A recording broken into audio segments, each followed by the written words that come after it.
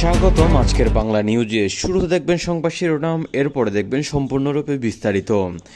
এবার আওয়ামী লীগ নিষিদ্ধ করা যাবে না, এটি সম্পূর্ণ অগণতান্ত্রিক হবে বললেন গোলাম মাওলা রনি। এরপর দেখবেন ২৬ সালের নির্বাচনকে অগণতান্ত্রিক ঘোষণা করল ইউরোপীয় ইউনিয়ন অর্থাৎ ইইউ।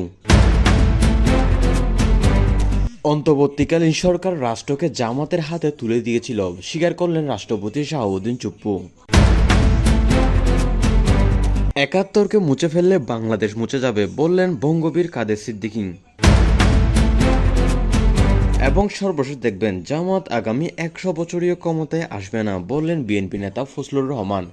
এতক্ষণ শুনলেন সংবাদ শিরোনাম, এবার দেখবেন সম্পূর্ণরূপে বিস্তারিত। তবে বিস্তারিত দেখার আগে চ্যানেলটি অবশ্যই সাবস্ক্রাইব করবেন।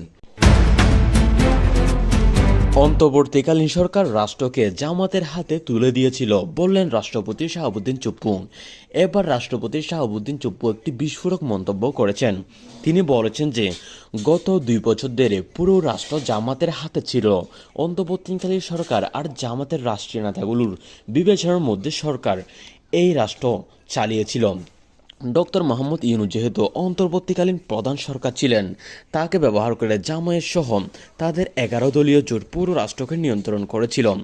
রাষ্ট্রপতি শাহাবুদ্দিন চুপ্পু আরও স্বীকার করেছেন যে তাকে বঙ্গভবনে ২ বছর আটকে রাখা হয়, তাকে কোনো সংবাদ সম্মেলনের সামনে দেওয়া হতো না এবং পুরো রাষ্ট্র জামাত নিয়ন্ত্রণ করত। জামাতের আমির শফিকুর রহমান সহ পুরো ১১ দলীয় জোটের নেতৃত্ব মিলে এই রাষ্ট্রকে অবকাঠামোগত দিকে সব দিক দিয়ে চালিয়েছে এবং বাংলাদেশের অর্থ বিদেশের মধ্যে পাচার করেছে জামায়াত সহ বিভিন্ন কয়েকটি রাজনৈতিক দল। রাষ্ট্রপতি শাহাবুদ্দিন চুপ্পু আরও বলেছিলেন যে বাংলাদেশ যখন ক্রিকেট ম্যাচে জিতেছিল তখন একটি অভিনন্দন ভিডিও বার্তা দিয়েছিলেন সংবাদ সম্মেলনের মাধ্যমে, সেটিও প্রচার করতে দেওয়া হয়নি অন্তর্বর্তীকালীন সরকারের মধ্যে। তিনি দুবাইতে যাওয়ার চেষ্টা করেছিলেন রাষ্ট্রীয় সফরে, কিন্তু রাষ্ট্রপতি শাহাবুদ্দিন চুপ্পুকে যেতে দেয়নি অন্তর্বর্তীকালীন সরকার। যেহেতু পুরো রাষ্ট্র ব্যবস্থায় জামাতের ক্ষমতা ছিল, তাই জামাত যেরকমই বলতো সেরকমভাবে রাষ্ট্র চলত। অন্তর্বর্তীকালীন সরকার এবং রাষ্ট্রপতি মোহাম্মদ শাহাবুদ্দিন চুপ্পুর মধ্যে একটি অন্তর্দ্বন্দ্ব চলত সবসময়।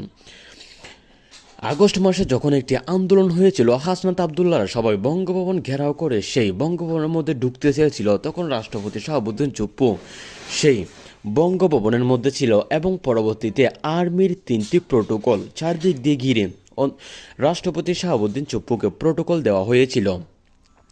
আরও বলা হয়েছিল যে অন্তর্বর্তীকালীন সরকারের কোনো ধরনের কার্যক্রম যেন পরবর্তীতে নিউজের মাধ্যমে প্রচার না করা হয় মিডিয়ার সামনে।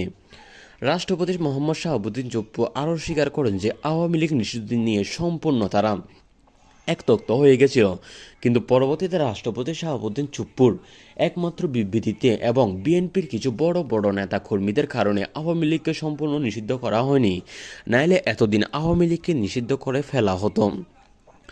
রাষ্ট্রপতি মোহাম্মদ শাহাবুদ্দিন চুপ্পু স্বীকার করেন যে বর্তমানে অনেকটা মিডিয়াগুলো সচল হয়েছে, তখন অনেক মিডিয়াকে এক চত্বর এবং এক পদে আনা হয়েছিল যেন অন্তর্বর্তীকালীন সরকারের কোনো কুক জাতীয় কর্ম যা সামনে ফাঁস করা না যায়। কিন্তু বর্তমানে যেহেতু অন্তর্বর্তীকালীন সরকার সম্পূর্ণ চলে গিয়েছে, তাই রাষ্ট্রপতি শাহাবুদ্দিন চুপ্পু বর্তমানে একের পর এক বিস্ফোরণ তথ্য দিচ্ছেন। অন্যদিকে জামায়াত সহ সব দল এই রাষ্ট্রপতি শাহাবুদ্দিন চুপ্পুকে এক তত্ত্ব ভাষণ বলছেন, যেহেতু তারা জামাতের বিপক্ষে গিয়ে কথা বলছেন, এটি সম্পূর্ণ অবৈধ এবং রাষ্ট্রীয় চুক্তিকে বাতিল হচ্ছে বলে জানান।